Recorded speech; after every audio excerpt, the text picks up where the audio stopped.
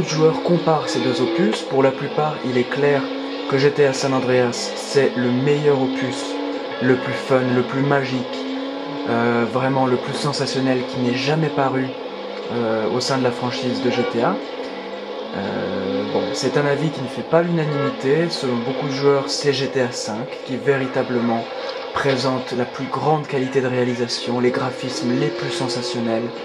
Le plaisir qu'il procure de jouer est supérieur à celui de GTA San Andreas. Alors écoutez, moi personnellement je serais plutôt partisan de l'idée que GTA San Andreas c'est véritablement le meilleur GTA jamais paru. Alors, si vous ne partagez pas cet avis, ce n'est pas grave. De toute façon, mon commentaire porte actuellement de manière, je l'espère, objective, mais aussi en partie personnelle. Parce que quand on joue à GTA, c'est aussi ça, on se fait une avis en tant que joueur, et on a tous des avis différents, mais finalement, ils forment quelque part un avis général qui, je l'espère, représentera assez celui que vous avez vous-même. Alors vous allez voir tout au long de cette vidéo des images combinées, comme juste maintenant, des deux jeux, pour véritablement constater les différences qui existent entre les deux opus. Je voudrais évoquer un point, c'est que dans GTA V, il y a vraiment une pauvreté des décors, dans le sens que les collines, les montagnes sont vraiment pratiquement nulles. Bon, certes, elles sont recouvertes d'herbe, mais il n'y a pas tous ces petits buissons, tous ces petits arbres, ces arbrisseaux, et puis ces petits détails. Alors, bon, par contre, il y a les animaux, et ça, c'est un grand plus pour GTA V, c'est qu'enfin Rockstar s'est décidé à améliorer encore le réalisme du jeu en incluant des animaux et des espèces très variées. Ça va du rat aux petits insectes, en passant par carrément un yeti, ou bien encore un ours, un élan, donc c'est vraiment des chiens, c'est vraiment très varié. Par contre, je crois que j'étais tombé à l'époque sur une interview de Rockstar qui disait que jamais il n'inclurait d'enfants dans le jeu. GTA V est fait dans une très grande partie de ce genre de paysage, de ce genre de décor. Et on va un petit peu sur la carte.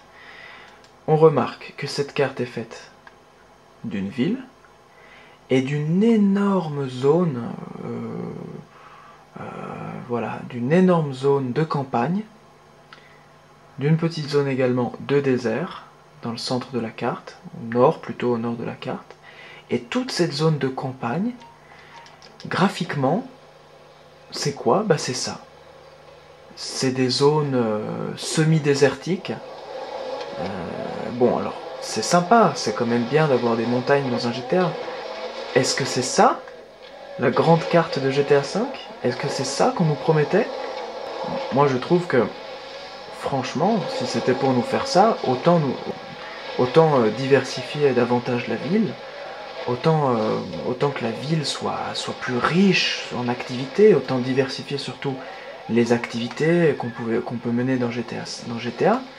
Mais alors là, bon, alors certes, c'est magnifique, hein, on est d'accord. Regardez ce paysage, ce lac entre les montagnes, etc. Mais à quoi ça sert? Dire, qu'est-ce que vous voulez y faire ici? Il n'y a rien à faire. Et c'est pour ça que la plupart des joueurs qui ont terminé GTA V, voilà, vous tapez GTA V fini que faire sur Google, et vous verrez le nombre, en français et en différentes langues, et vous verrez le nombre de personnes qui s'interrogent, mais que faire quand GTA V est fini? Là, dans GTA San Andreas, on croule sous les activités. Vous pouvez aussi bien faire du BMX, du kart, prendre le Monster Truck, faire des petites missions annexes, parcourir les étendues, entrer dans d'innombrables magasins. Autant là, dans GTA V, à part se balader et faire des challenges de vitesse ou bien aller sur le multijoueur, online, il n'y a vraiment rien à faire. Mais bon, pour en revenir un peu à notre élément de comparaison, ce GTA San Andreas, il est d'une richesse. Les paysages, les décors sont tellement variés. Si on va faire un tour un peu sur la carte, on se rend compte qu'il y a plusieurs univers. Et ce qu'on n'a plus retrouvé dans les autres GTA qui ont suivi ce San Andreas. Alors, le premier univers, c'est l'univers, voilà, un peu des gangs de cette première partie de la carte. Et également de la campagne. Voilà. La ville, très dense, un peu les gangs, et la campagne.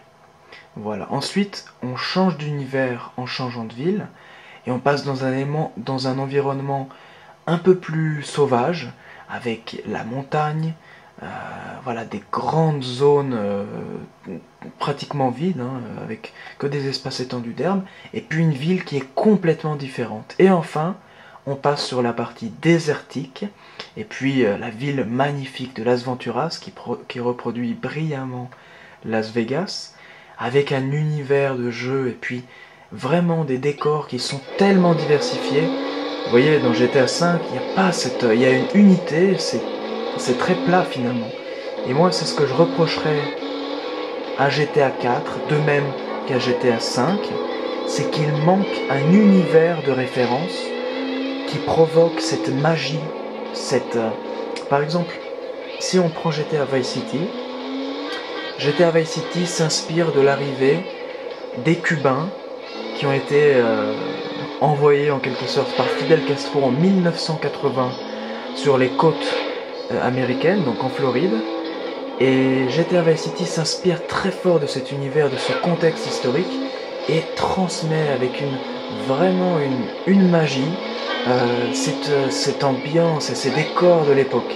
C'est les années 70 et 80.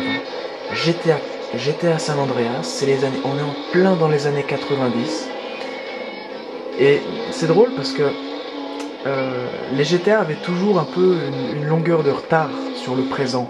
Quand GTA Vice City est sorti, début 2000 ou en 2001 je crois, c'était un jeu qui portait sur un univers, sur une époque qui était complètement révolue. Il était donc en quelque sorte anachronique. Il ne correspondait pas ou il ne parlait pas de l'époque dans laquelle il paraissait. Et c'est drôle parce que ça n'a jamais choqué personne, c'était même un élément très positif. GTA San Andreas, le même, est sorti en 2004, et pourtant il puise son inspiration dans les jeux, il puise son inspiration dans l'époque bénie, dans les années 90.